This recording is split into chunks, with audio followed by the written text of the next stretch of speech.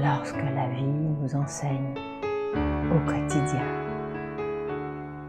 jour et nuit. Tout est source d'apprentissage, d'évolution. Nelkael.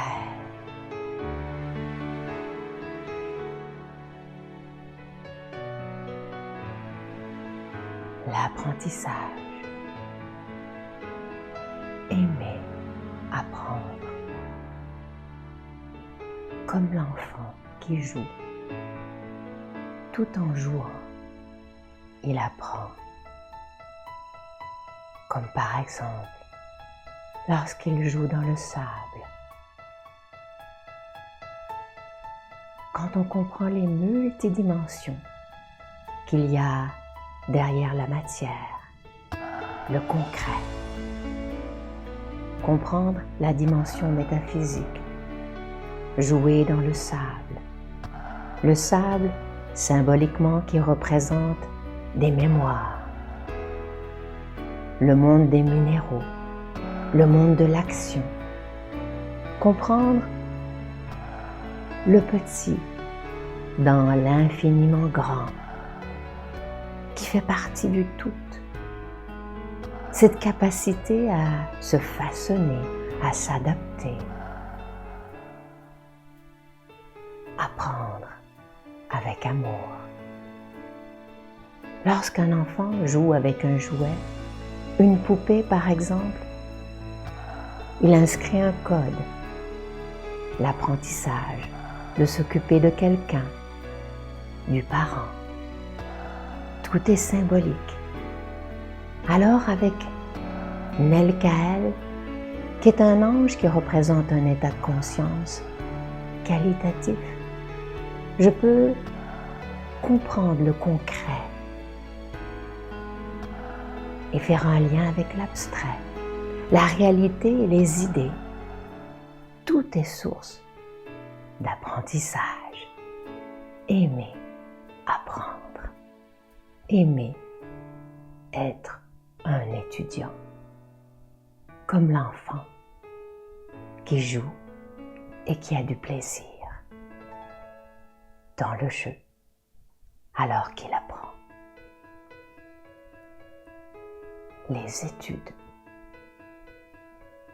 L'ange Nelkael nous aide à comprendre les tests, les examens, à quoi ça sert. Tout au long de notre vie, dans notre quotidien, on passe des tests. On s'évalue par rapport à une certaine connaissance qu'on a reçue. Alors un jour, même les examens, les tests de tout type ne me stressent plus, car je m'évalue. Et il n'y a plus, en termes de conscience, ce professeur ou cet enseignant en moi intérieur qui peut être dur, qui peut avoir des attentes, qui est trop sévère, ou encore des parties en moi qui ont été trop laxistes. Et quand le moment vient, cela déclenche du stress, peur de ne plus être aimé, besoin de plaire. Ce sont des tests que l'on passe en permanence dans notre vie, en termes de conscience.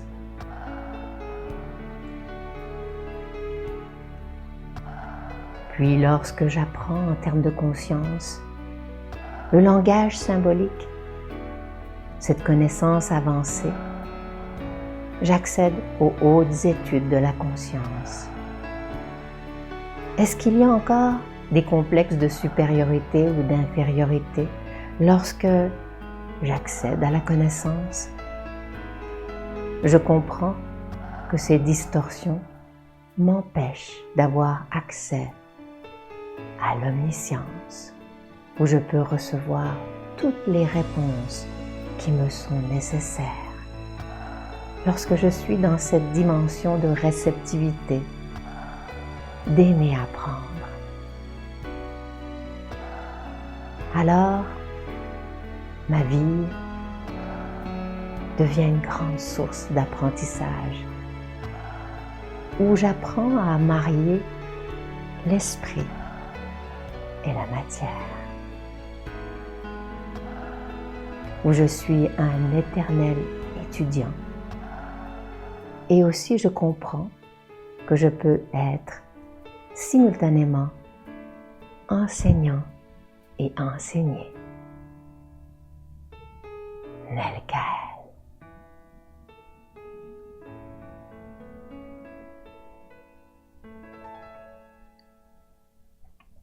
L'ange Nelkaël, qui est un état de conscience à l'état pur. C'est comme si on se connectait en nous à ce grand département de la conscience des écoles, de l'apprentissage. Apprendre, les études, tout est source d'apprentissage dans notre vie. Et lorsqu'on aime étudier, cela va être plus facile d'intégrer la connaissance. Alors, lorsque je vais pratiquer ce mantra, me connecter à cet ange, on va me montrer quelles sont les mémoires ou les comportements qui parfois freinent, m'empêchent de comprendre plus en profondeur et qui créent des constructions mentales parfois erronées. Donc, allons ensemble, étudier certains exemples concrets. Qu'est-ce que ça fait quand on travaille avec l'ange? Qu'est-ce qu'on peut comprendre encore plus en profondeur, au-delà des mots, au-delà de la dimension juste intellectuelle? Donc, voici cet exemple qu'on a appelé « fatigué d'apprendre ». Donc, vous allez voir, c'est un monsieur qui a pas tout à fait la quarantaine et qui a bien réussi dans sa vie. Il a réussi avec sa famille, avec sa femme, avec ses enfants, ses 2 filles. Tous les deux font la formation IRSS, donc le langage symbolique est très important pour eux. Et c'est un monsieur qui est très intelligent, très charismatique, donc il réussit bien aussi dans le monde des affaires. Il est cadre dans un endroit et il vient de changer d'emploi, où là il a encore plus de responsabilités, un trajet à faire et on va voir que, c'est ce qu'il m'expliquait quand j'ai parlé avec lui en consultation, là je manque de sommeil dans le concret. C'est 4 à 5 heures avec des responsabilités augmentées, plus voilà aussi dans ma vie personnelle, il y a toujours des sujets à régler, donc ça a fait une accumulation et c'est vrai que dans le plan concret, j'étais fatiguée, mais on lui a envoyé ce rêve et je trouve, vous allez voir, c'est intéressant. Pourquoi cette fatigue? C'est vrai que quand on manque un peu de sommeil, on peut devenir fatigué, mais dans le rêve, c'est plus que ça. C'est une fatigue qui vient de comportements erronés. Donc, allons voir ensemble ce rêve, on va le lire et ensuite, on va l'analyser ensemble.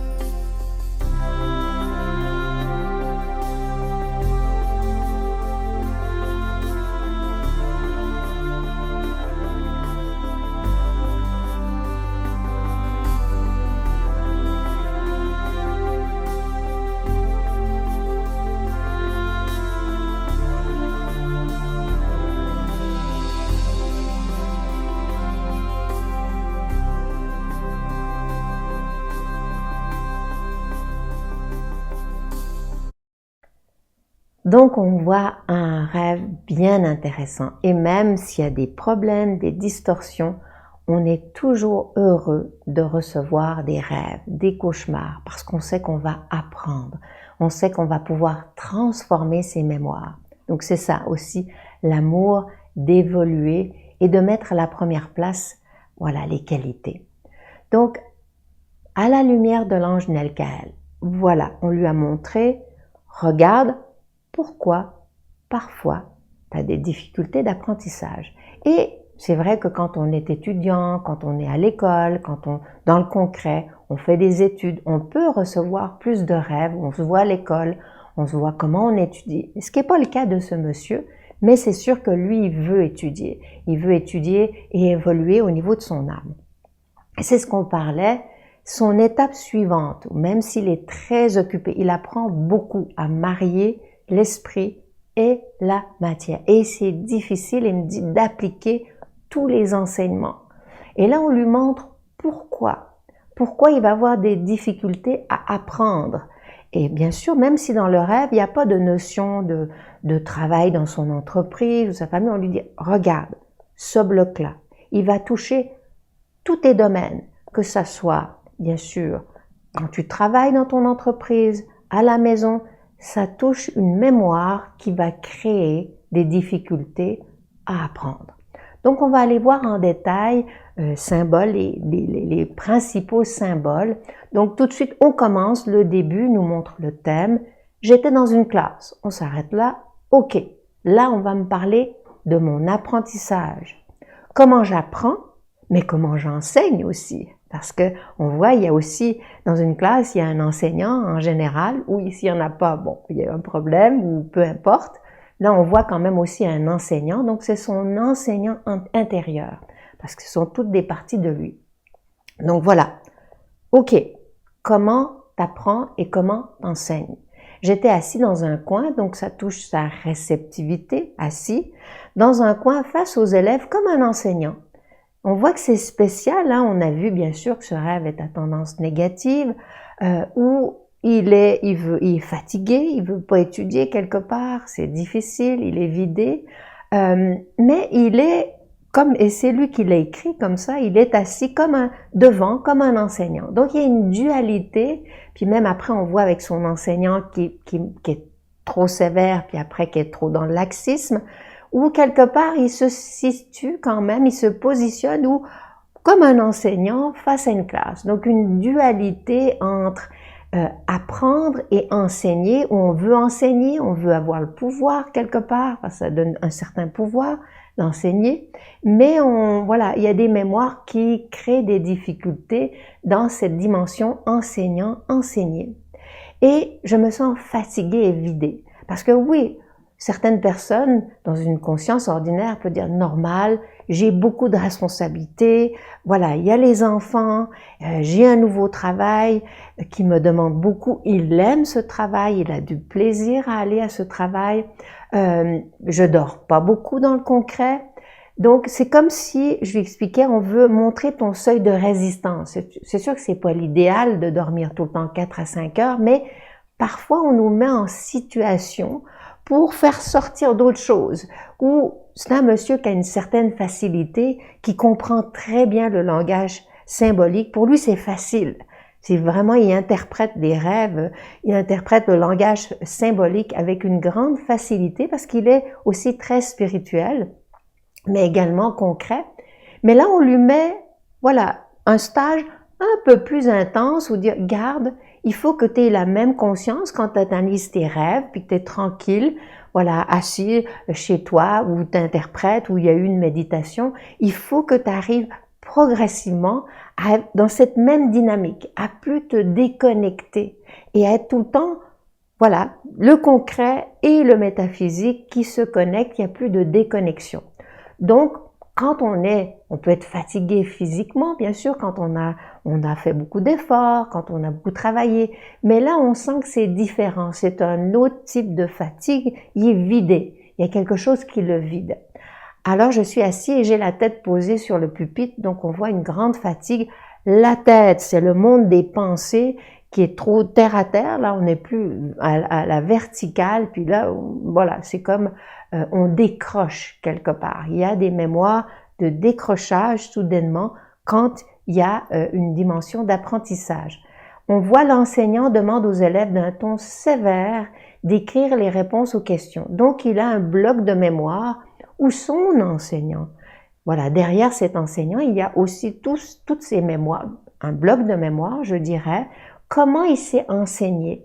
Puis tu sais, t'as pas besoin d'avoir un enseignant devant toi, c'est quand par exemple tu veux apprendre quelque chose, n'importe quoi là. Puis là t'es là, puis tu n'y arrives pas, puis tu veux tout de suite, tu passes pas les étapes, t'es impatient. Donc ça donne de la sévérité, où on est trop dur avec soi, parfois on n'a pas les étapes, on passe pas les étapes d'apprentissage. Mais pourquoi on va être trop sévère? Parce qu'il peut y avoir aussi des parties laxistes, qui sont paresseuses, qui veulent pas apprendre. Donc voilà, d'un coup, ouf, tu deviens trop rigoureux, puis il y a de la sévérité, et ça c'est sûr que c'est très dissuasif. Au fil du temps, ça peut fonctionner un temps, mais au fil du temps, tu n'as plus le goût d'apprendre quand il y a trop de sévérité. Tu peux avoir de la rigueur, mais dans ton énergie, il n'y a pas d'impatience, il n'y a pas d'agressivité, et ça c'est tout un art. Hein? Donc là on voit, c'est lui, et la bicyclette de l'enseignant se tient derrière la chaise sur laquelle l'enseignant est assis. C'est sûr que tout de suite on sait qu'elle n'est pas à la bonne place. Hein? Donc c'est son enseignant. Ça veut dire que la bicyclette, bon, toujours le plus, toujours le moins, c'est l'avancement. C'est l'avancement individuel. Ça aurait pu être positif, une bicyclette, mais là, comme elle n'est pas à la bonne place, c'est le côté négatif de la bicyclette. Donc, on veut avancer d'une manière trop individualiste. On s'isole dans cet avancement par rapport à l'apprentissage, par rapport à comment on s'enseigne. Et quelque part, la bicyclette qui est juste derrière, qu'est-ce que ça veut dire? T'as juste pour bien interpréter la symbolique, tu dis, ça veut dire quoi? Il est pressé de partir, là.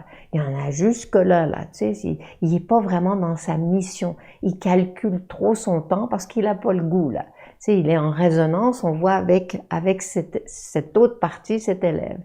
Et on voit, je prends mon stylo et j'écris sur le pneu du vélo la phrase suivante. N'enseignez pas avec une arme à la main. Nolan. Donc, et il disait que cette personne, c'est comme un autre cadre dans son entreprise qui peut être un peu trop rigoureux, là, un peu trop direct, là, intense. Donc voilà, c'est pour ça qu'il a repris ce nom-là. Et donc le pneu du vélo. Le pneu, c'est l'avancement, de nouveau, par rapport à ce qu'on vient d'expliquer au niveau de la bicyclette. Dedans, le pneu, normalement, il y a de l'air, c'est le monde des pensées. Donc, dans tes pensées, voilà, tu veux codifier un enseignement. Arrête d'être dur comme ça, mais c'est rebelle, hein, c'est rebelle de faire ça, donc il contrecarre. Ça veut dire que cette partie de lui, il parle à une partie de lui qui est trop sévère, une arme à la main. Donc, dans son donner, son recevoir, il y a de l'agressivité encore.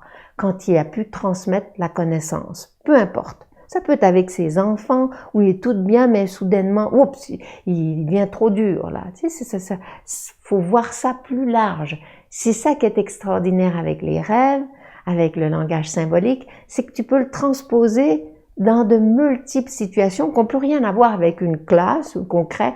Tu as vraiment des métaphores faciles à comprendre, puis tu t'en souviens, surtout le matin quand tu reçois un rêve comme ça, oups, là je vais faire attention, tu médites, même si tu es très occupé, je lui dis, ben voilà, tu as 1 heure de route à faire, puis c'est quand même facile pour toi de conduire, ben médite sur tes rêves, médite, voilà, fais ton mantra quand tu es dans ta voiture tout seul, même si tu circules en ville puis qu'il y a beaucoup de monde, mais tu es très habile.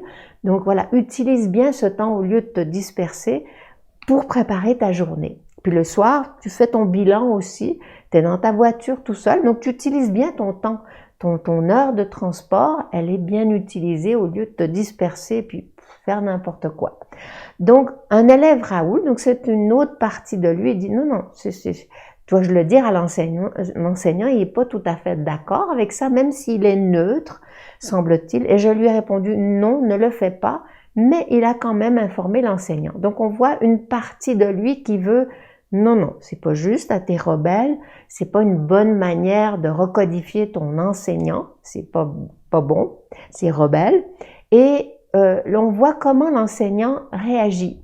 L'enseignant m'a regardé mais n'a rien dit. Donc, on voit les deux extrêmes chez son enseignant intérieur. Et quand on invoque l'ange Nelkael, on va nous montrer tous ces angles-là, différents angles de comment on étudie et comment on s'enseigne. Et j'ai eu l'impression qu'il voulait que je me repose. Donc, on voit, hein, puis il a été comme face aux élèves, un petit peu comme s'il voulait être un enseignant. Donc, on voit chez cet enseignant, en lui, la sévérité, on est trop dur, puis après, on laisse trop faire.